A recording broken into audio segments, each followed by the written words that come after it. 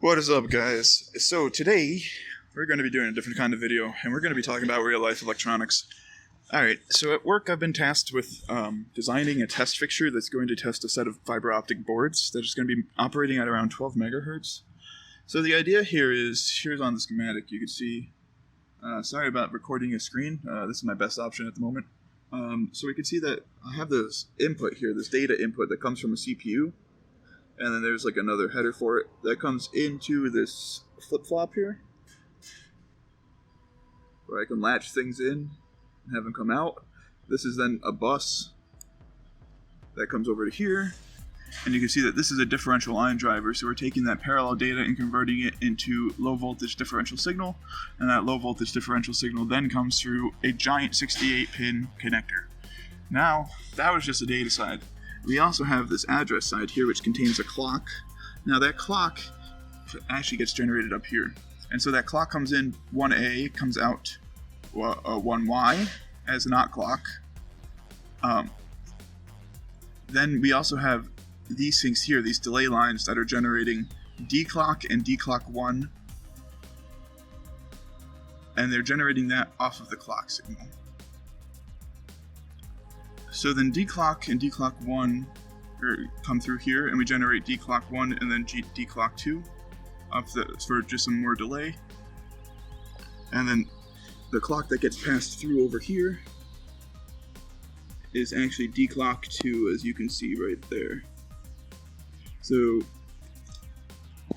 that passes data through into a receiver board, or a transmitter board, sorry. So that 68-pin cable comes to this 68-pin here, it's differential, comes through here and gets converted from being differential back to being single-ended.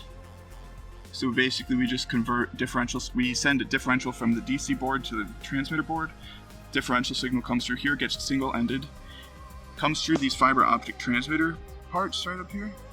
So the reason you don't see data out is because data out is a fiber optic line, so there's no electrical connection for that.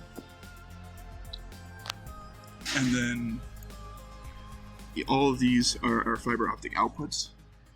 Those outputs come into these inputs here as a receiver board. So now we can see, now we have an output here because it's receiving an input and then outputting data in electrical form. So we can see that that data will then come through and clock into these latches here. And then these latches send it right back into a 68 position cable, but that cable isn't differential. So we go, DC board grabs parallel data from the computer, transmits it via differential cable to the transmitter board sends it as fiber optic data to the receiver board sends it back to the computer as parallel data. And so that's how this works. And so now I needed to design a test fixture that was actually going to be able to, see those errors. So here's my test fixture, and what we're doing is we have some delay so that it, because we have registers that it gets clocked through as it goes from the receiver board or transmitter board to the receiver board. So I need to keep those delays the same there with those registers.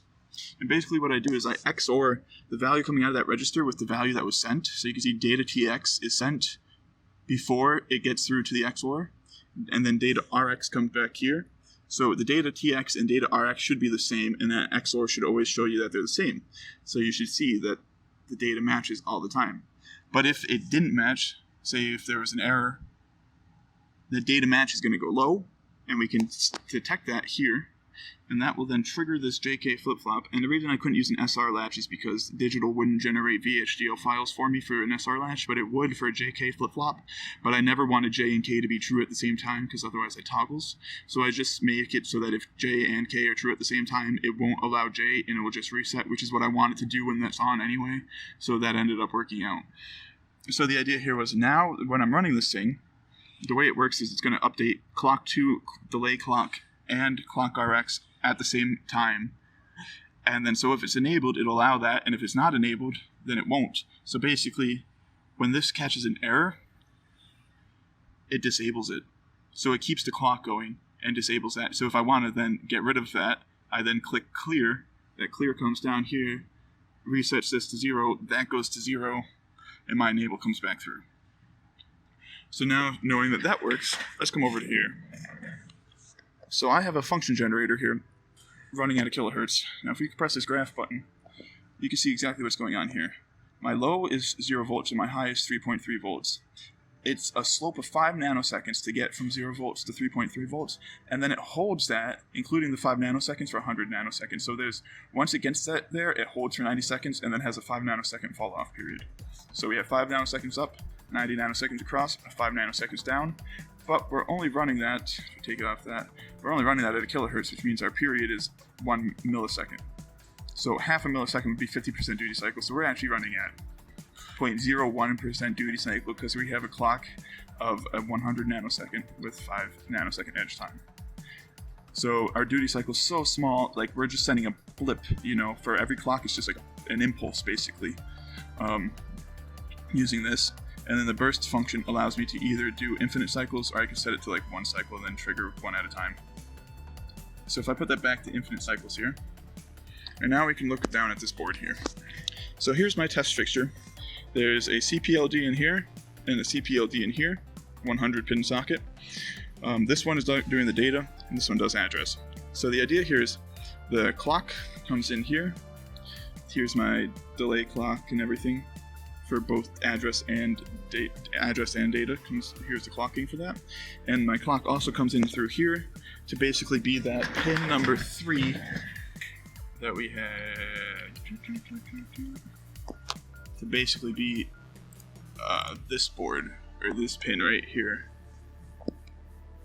So that clock right there, that pin 3 on the address pin, this is the address. It keeps losing focus. This is the address, comes to here, and clock is going into pin 3 of that, and I just wrapped it around so it wouldn't pull out. And then my oscilloscope is triggering on the clock every single time. So now if I turn this to there, so right now it's triggering, and so these bottom inputs here, what's going on is these 0, 1, 2, and 3 is what I'm sending. 4, 5, 6, and 7 is what I'm getting back. Obviously I'm sending over 30 bits of data, but I can only view 4 at a time because I need to see what I send and what I receive, and I only have 8 channels that I can use on this. Okay, so there's our data coming through, and we can see that there are no errors, because if there was an error, we'd have some data coming through here, and this may not necessarily be off, but you'll see some data here if there's an error, because this will be off all the time if their data is equal, because 1 XOR 1 is 0 and 0 XOR 0 is 0. So if they're the same, this will be 0. So like basically what's happening is this has a counter in it that's counting up. It's sending that data through this parallel line into here.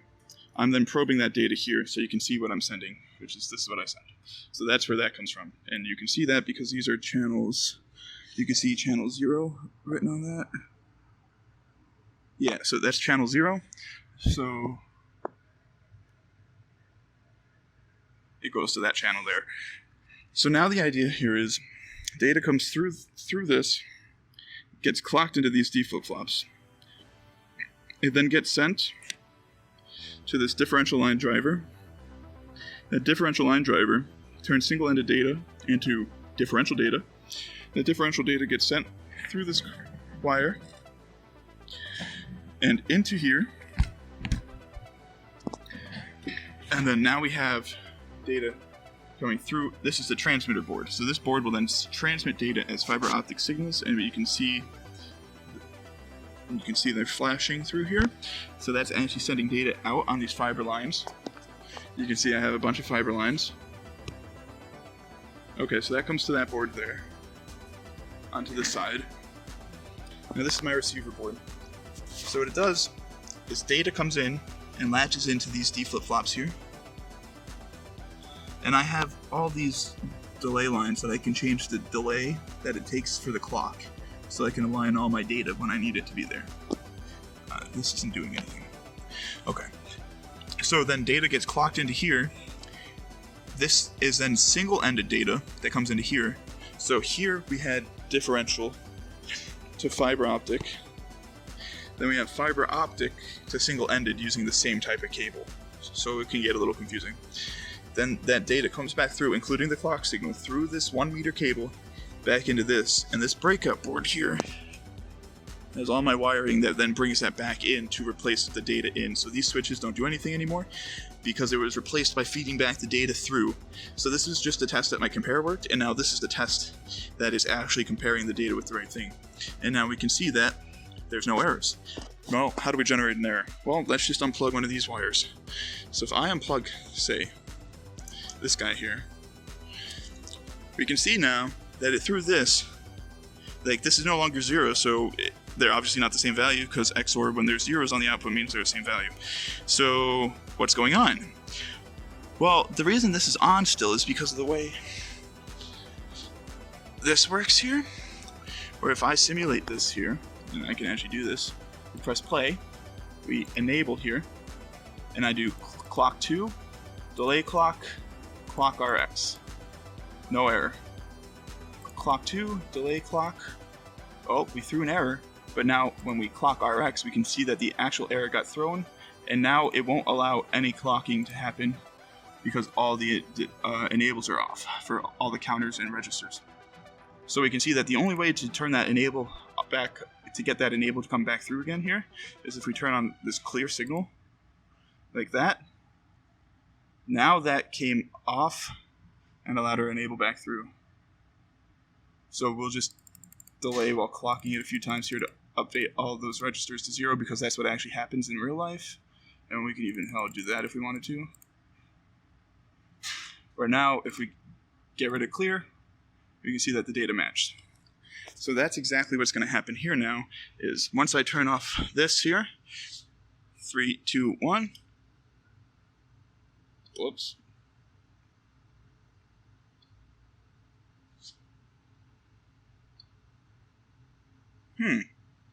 Let's try that again. So I plug in that data. It's good. I pull out the data. I threw the error. There we go. And now we can see that when I stopped clocking, the data match isn't true, and we had threw an error. And that was because I physically removed that bit. So it caught that error. And now, then again, that was only at me testing at 1 kilohertz. Oh, that's not coming in at all. There we go. So now, I can put that up. I'm supposed to be running this at 12 megahertz, but I have no bypass capacitors on the rails here, so we're not going to do that. It literally won't work. So now let's plug this in. Okay. Now let's... And now you can see that really got... There we go. Oh, okay. And my trigger, I want my trigger to like... Maybe I should trigger on channel 0 of the digital trigger. Oh well. I can't really get it to lock in at a nice...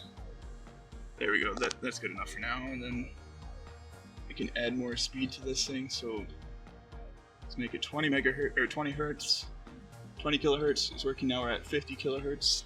You can see that's just really going crazy.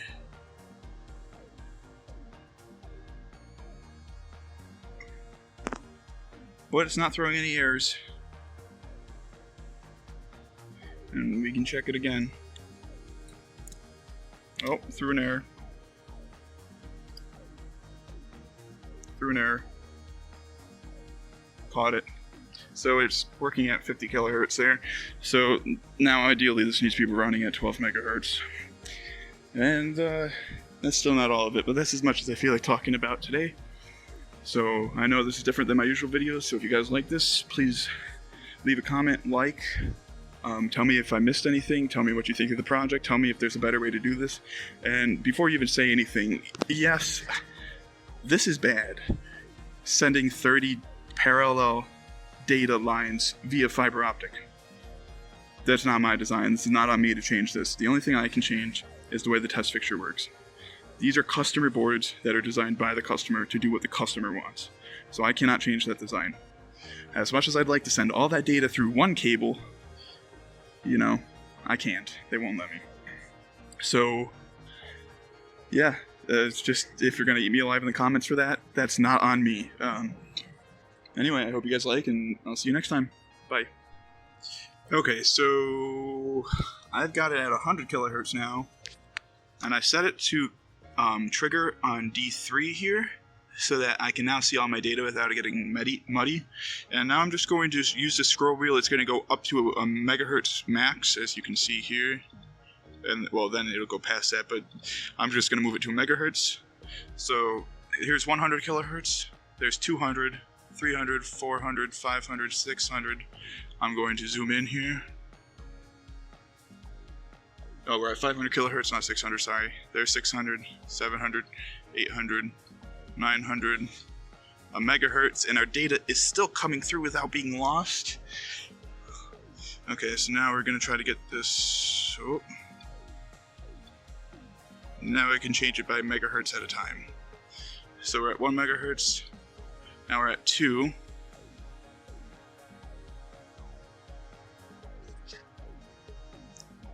Ooh, we're getting a little, I don't really know what's going on there. I think it's just shifting left and right from the trigger. 3, oh, and it threw an error. So if I do that, you can see that both the address doesn't match and the data doesn't match. For some reason, I'm not getting data coming through here, so I have to fix that. But we do see that it threw an error, so yeah, I couldn't get past 3 megahertz. Okay, that was just an update just to see how it was going to work. It caught an error, and it caught an error not based off of me I'm pulling something out, but based off a clocking error. So, proof of concept, it works. I'm so happy. Anyway, yeah, that's it. See you guys next time.